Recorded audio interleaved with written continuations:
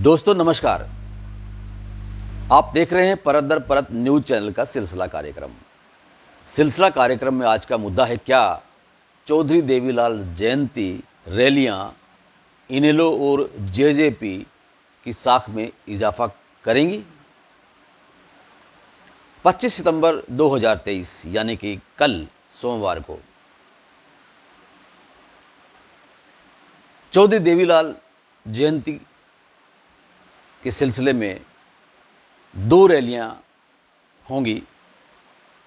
पहली रैली हरियाणा के कैथल में होगी, जिसे इंडियन नेशनल लोकदल यानी कि इनेलो की ओर से की जा रही है, जबकि दूसरी रैली राजस्थान के सीकर में जननायक जनता पार्टी यानी कि जेजेपी की ओर से की जाएगी।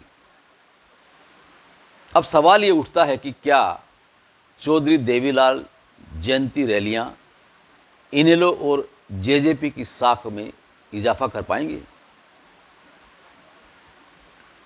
आपको याद होगा कि एक वो भी जमाना था जब पूरे हरियाणा ही नहीं बल्कि पूरे देश में चौधरी देवीलाल के नाम की तूती बोला करती थी।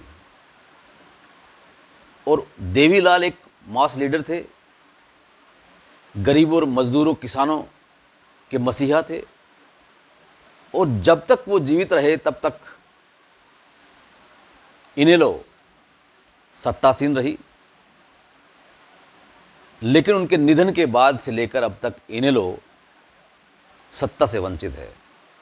इतना ही नहीं, इनेलो का जो सियासी पारा था वो ऊपर से गिरते हुए बिल्कुल निचले स्तर पे आ चुका है। यानी कि सिर्फ एक सीट, वो भी एलनाबाद, सिरसा जिले की एलनाबाद विधानसभा सीट पर, और वो भी अभय चौटाला हैं जो कि चौधरी देवीलाल के पौत्र हैं और ओम प्रकाश चौटाला के बेटे हैं। इनेलो की ओर से फिर से नए तौर तरीके से सियासी जमी तलाश करने के लिए अभय चौटाला ने पूरे हरियाणा में यात्रा की, और वह यात्रा 25 सितंबर को ही कैथल में संपन्न हो रही है। और उसी सिलसिले में कैथल में चौधरी देवीलाल जयंती मनाई जा रही है एक रैली के रूप में। उधर जेजेपी राजस्थान के सीकर में रैली मना रही है। आपको यह भी बताते हैं कि जो जेजेपी है वो पहले इनेलो में ही समाहित थी, और जेजेपी को संचालित करने वाले और कोई नहीं हैं, वो भी चौटाला परिवार के ही अंश हैं।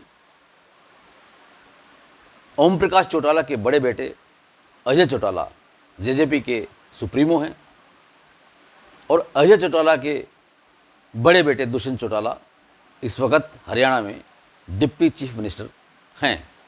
यानी कि जेजेपी इनेलो से निकलकर जेजेपी बनी तो वो सत्ता में आ गई। पिछले विधानसभा चुनाव में जेजेपी की 10 सीटें आई, और बीजेपी के बहुमत सीटें न आने की वजह से बीजेपी को जेजेपी के साथ गठबंधन करना पड़ा, और तब जाकर मनोहर सरकार सत्ता में फिर से आई। अब आगे क्या होगा 2024 के विधानसभा चुनाव में और लोकसभा चुनाव में, ये तो आने वाला वक्त ही बताएगा। लेकिन इनेलो और जेजेपी फिर से अपनी दोबारा सत्ता पे काबिज होने के लिए हर तरह से जोर लगाए हुए हैं। फिलहाल राजस्थान में विधानसभा चुनाव होने हैं, इसलिए जेजेपी के नेताओं ने सोचा कि क्यों नहीं एक बार राजस्थान में किस्मत आजमाई जाए। हालांकि राजस्थान देवीलाल परिवार के लिए कोई नया नहीं है, चौधरी देवीलाल ने सीकर से चुनाव लड़ा, जीत गए।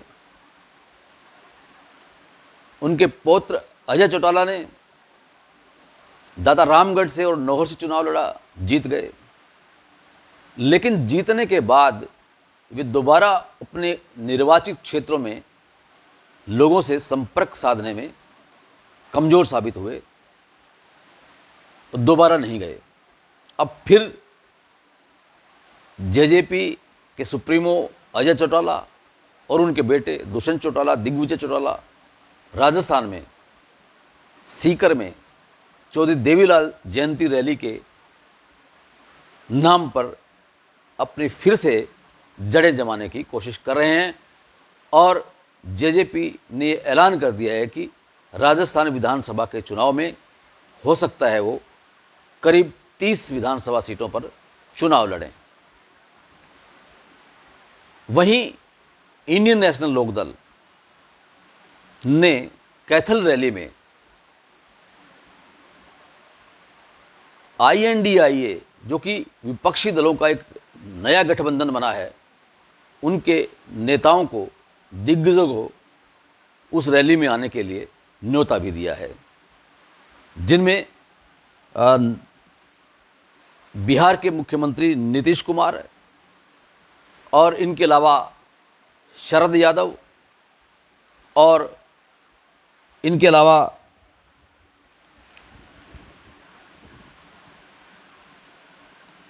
अखिलेश यादव, ममता बनर्जी, चंद्रशेखर राव, नवीन पटनायक, सीताराम येचुरी, फारूक अब्दुल्ला, पूर्व राज्यपाल सतपाल मलिक, राज्यसभा सांसद जयंत चौधरी व वीरेंद्र सिंह के अलावा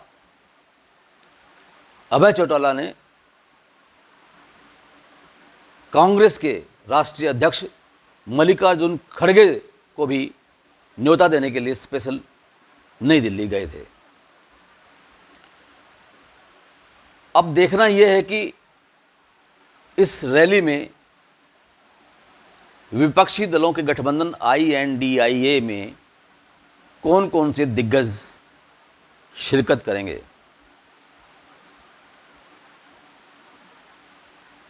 अभी हाल ही में जो हरियाणा कांग्रेस के अध्यक्ष उदय भान हैं, उन्होंने प्रधानमंत्री नरेंद्र मोदी के बारे में ऐसी आपत्तिजनक टिप्पणी की, हरियाणा के मुख्यमंत्री मनोहर लाल के बारे में ऐसी आपत्तिजनक टिप्पणी की, जिससे खूब आलोचना कांग्रेस की हो रही है। बेशक मल्लिकार्जुन खड़गे ने अभय चौटाला के निमंत्रण को ले लिया है, लेकिन उन्होंने जिस तरह से जवाब दिया है कि वो अपनी देखेंगे कि आने वाले 2-3 दिनों में उनकी व्यस्तताएं कैसी हैं, उसके आधार पर ही वो निर्णय ले पाएंगे। हरियाणा में कांग्रेस के जो दिग्गज नेता हैं और पूर्व मुख्यमंत्री हैं भूपेंद्र सिंह हुड्डा हैं, और जो कांग्रेस के हरियाणा में अध्यक्ष हैं वो उदय भान हैं, जो कि भूपेंद्र सिंह हुड्डा के इशारे पर ही चलते हैं, काम करते हैं।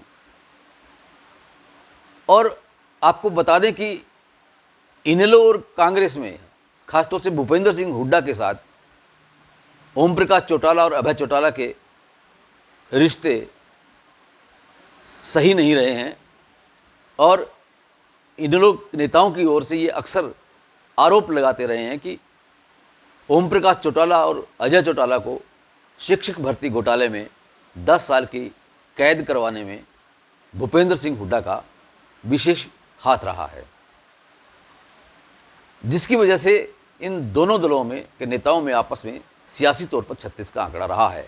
लेकिन पिछले कुछ दिनों से जहाँ जहाँ भी ओम प्रकाश चौटाला गए और अभय चौटाला गए, वहाँ मीडिया से रूबरू होते हुए जब उनसे ये पूछा गया कि क्या वो कांग्रेस के साथ गठबंधन करना चाहेंगे, तो उन्होंने ये कहा कि हमें किसी से परहेज़ नहीं है, अगर कोई हमारे साथ कोई हाथ मिलाना चाहे तो हम मिला सकते हैं। हम चाहते हैं कि भाजपा को सत्ता विहीन किया जाए और हरियाणा में अपनी सरकार बनाई जाए। अब देखना यह है कि क्या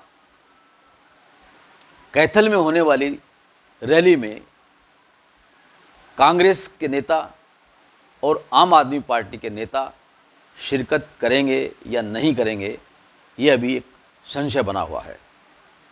उधर राजस्थान में सीकर में जेजेपी की ओर से 25 सितंबर को सीकर में रैली की जा रही है, लेकिन उसी दिन जयपुर में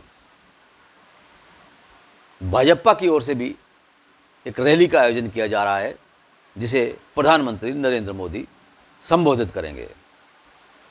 अब देखना यह है कि क्या चौधरी देवीलाल जयंती की ये रैलियां इनेलो और जेजेपी की साख में इजाफा कर पाएंगी या नहीं कर पाएंगी, यह 25 सितंबर की रैलियां ही अपने आप में जवाब होंगी। सिलसिला कार्यक्रम में आज इतना ही। कल फिर किसी और मुद्दे को लेकर आपसे रूबरू होऊंगा। तब तक के लिए इंद्र मोहन शर्मा को इजाज़त दीजिए। धन्यवाद।